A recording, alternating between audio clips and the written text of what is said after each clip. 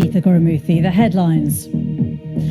Shamima Begum, the London teenager who ran away to Syria, is understood to have got legal aid to fight the decision to revoke her British citizenship. More long-term security for tenants in England under new government plans to stop evictions at short notice without good reason.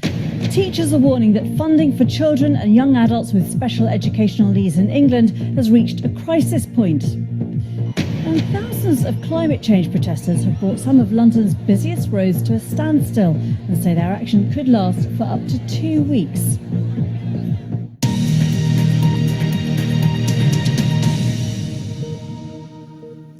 Some breaking news this hour. Notre Dame Cathedral, one of the world's most famous buildings in the heart of Paris, of course, is tonight on fire. These are the live pictures that we're getting in at the moment. You can see a huge smoke cloud there. Flames have been seen rising from the centre of that medieval building. It is, of course, a major landmark, a historic landmark in Paris. Let's go to our correspondent there, Hugh Schofield. Hugh, what do we know?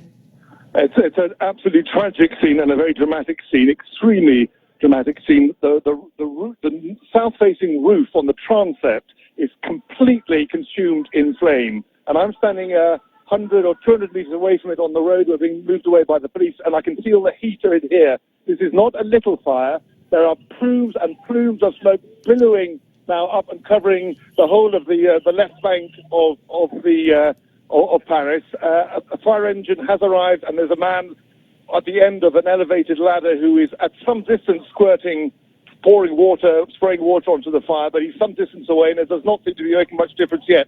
I repeat, this is a very, very, very significant fire, which is consuming much of the central part of the roof.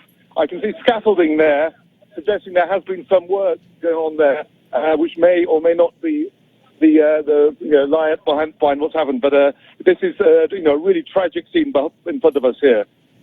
We're hearing, Hugh, that police are telling everyone to avoid the area. The mayor from Paris is lamenting what he calls this terrible fire at Notre Dame Cathedral. It is, of course, somewhere that one always sees huge queues of tourists and visitors coming to see this landmark. Is there any indication as to what has started this fire as yet?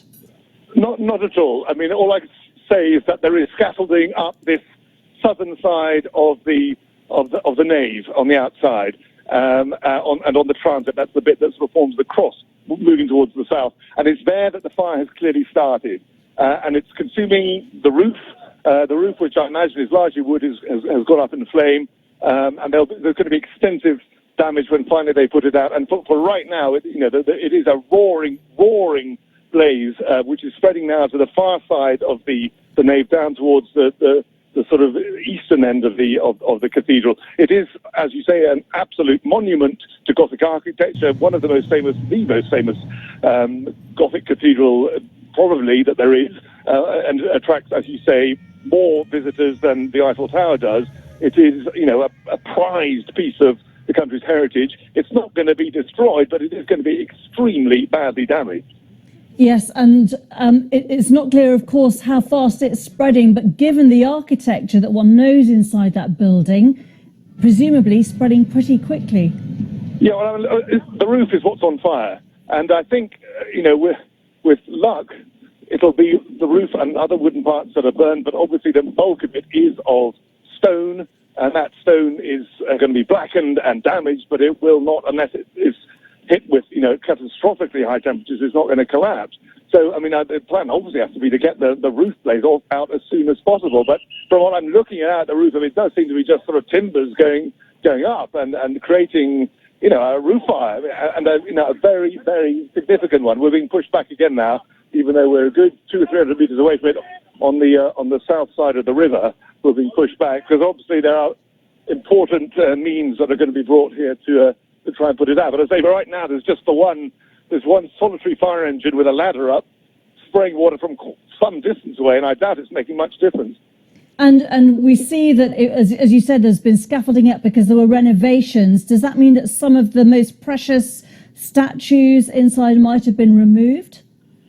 No, I think it would have been. I mean, there is ongoing work at Notre Dame. It's a building that is in some difficulties because of the rotting stonework on the outside. We've been up there and reported on this in the past, how the work of pollution and the years has done severe damage to a lot of the famous gargoyles and the flying buttresses and so on. So I imagine the work was renovating that and maintaining the outside, the stonework. As to what will be damaged, well, right now it's the roof. The statuary, the gargoyles, the famous gargoyles will be affected by this. We'll just have to see at the end of it all what emerges. But I mean, right now, all I can say is that the middle part of the building, of the roof, is completely consumed, and the rear now it's come up at the end. Press. It looks incredible, Hugh, just to look at the pictures. Just remind us all of the historic importance of this building. Well, it is, I'm not sure it's entirely the first Gothic cathedral to be built in France, but it is one of the first Gothic cathedrals built, I would suggest, in the middle of the 12th century. And it is, of course, a monumental model of that style of architecture with its, soaring windows and flying buttresses, creating this, celestial vision as you enter. The very, very high roof, sustained by the flying buttresses on the outside and the rose windows and all the other features of Gothic architecture, which we know from all the other Gothic cathedrals. But this, in many ways, was the original. And being in Paris, of course. Hang on a sec. Okay. I'm being moved away, so I'm moving back with the police now. Yes, I mean, one of the original Gothic cathedrals, and a place, of course, went down in history, in literature with Victor Hugo and the Hunchback of Notre Dame and so on. So, a place that is in the heart of Parisians, of course, as well, because it's bell that has rung out over the ups and downs and the disasters and the successes of Parisian history. And still no indication at all as to what started it. As far as you can see, is there still only one fire engine on the scene? Well, I can only see one spraying. I hear a lot there's a helicopter. I hear a lot of sirens arriving, but there's only one ladder up and only one water spray that's being directed at it now. It may well be that they have to let this burn itself out. I just don't know. I can't see this one cannon making that big a difference to what is a real conflagration there. And if you're seeing pictures, you'll see that it is not some minor fire on a bit of the building. It's consuming the whole of the roof now. And how secure is that area if there's been renovation work going on there? I mean, how is it possible that some sort of accident could have started, given the historic importance and the care that must go into looking after a building like this? Who knows? Who knows? I have no idea what kind of work was going on. Typically at building sites, it's blowtorches and so on that cause fires. There is another aspect of the story which, is maybe purely incidental, but there have been attacks, a spate of attacks in recent, or vandalism, attacks against Christian churches in the last few weeks. Just a month or so ago in Central Spire in Paris, on the church doors, there was a fire laid there which just damaged the doors, nothing more. I suspect this has nothing to do with that, because this is on the roof, and as I say, the fact that there are these building works there as well, and the scaffolding does suggest that there is a link. It's a big piece of scaffolding up there. You can see it rises up above the level of the roof, so there was some serious work going on there, either on the roof or on the stonework around it. And any visitor to Paris obviously sees this building rising on the skyline. It's such a striking symbol of the city.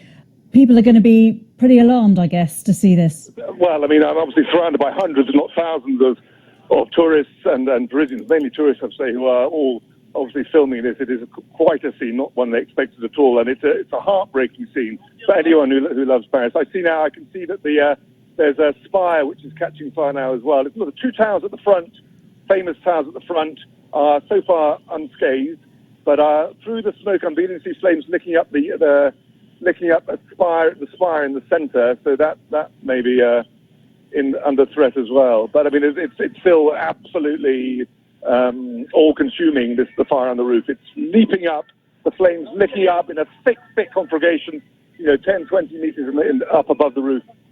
Hugh, we can see that picture of the spire on fire there. That is heartbreaking to see that. One would have thought that one needs helicopters here.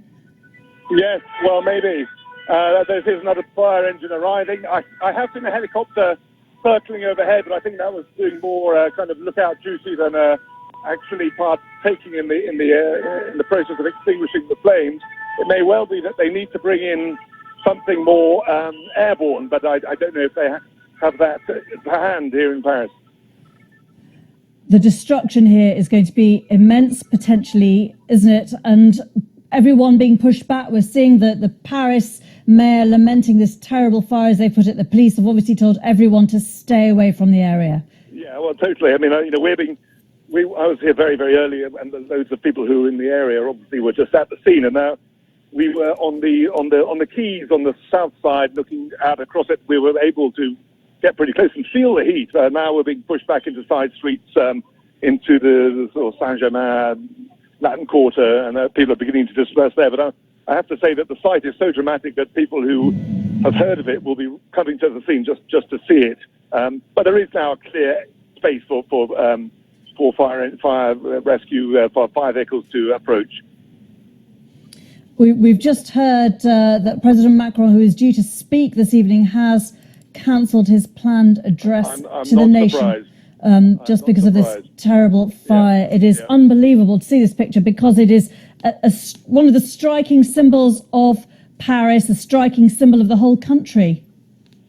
Yeah, I mean, as I've said, it is the most visited tourist destination in Paris. It is a place at the heart of the identity of Parisians. It's a place Parisians love, listen out for. When you look back at the Second World War, for example, at the Liberation, it was the ringing of the bells of Notre Dame, which brought people out onto the streets at the Liberation. It's that kind of emblematic importance that the building has for the French, because it has stood here on the Ile de la Cité since the beginning of Christianity in France, and before that there was another church on the scene. Before that there was a Roman temple on the scene. We're at the centre of Paris, on the island where it all began, and still there is this magnificent Gothic cathedral which marks the identity of France, of the Catholic Church in France, of course, and particularly for Parisians, a place which they just see as their world kind of moving round. It's always been there and always will be there.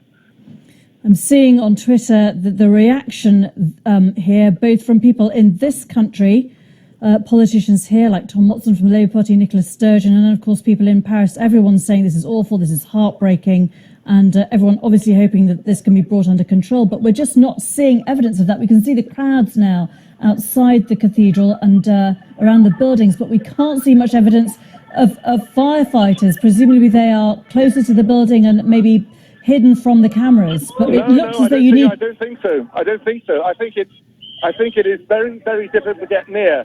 It's right on the bank of the river, so the gap between the cathedral and the river, which is divided at this point because it's on an island, the gap between the cathedral and the river is tiny.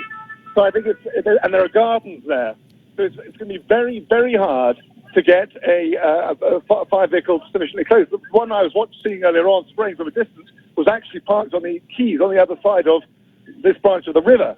So that was why it wasn't making much difference. It just wasn't up close enough. And I think it's going to be very, very hard down the side of the building to get fire vehicles. Around the front, it's easy. There's a big esplanade, but down the side, it's different. People are bound also to be wondering whether there are lives at stake with this fire, because they're coming back to us at the moment. But obviously this is, as you said, a massively visited building, and people were working around it. I suppose we have no information on that yet, Hugh? I think the risk of lives being lost is probably fairly small, thankfully, because this is the roof, and there are parts of the building where people can travel up in lifts to walk among the gargoyles, but that's at the front of the building, as I understand it, on the towers. And this fire is in the centre, around the spire, and on the north transept, and on the chancel. In other words, a bit at the far east of the cathedral. And unless you're on a specially organised trip, you wouldn't be there. Tourists don't go up there. But of course, there are possibly workmen who may have been up there as well. But it's happened in the evening when work shifts would normally have stood down. So I hope there's a good chance that this is casualty free, but of course, who knows?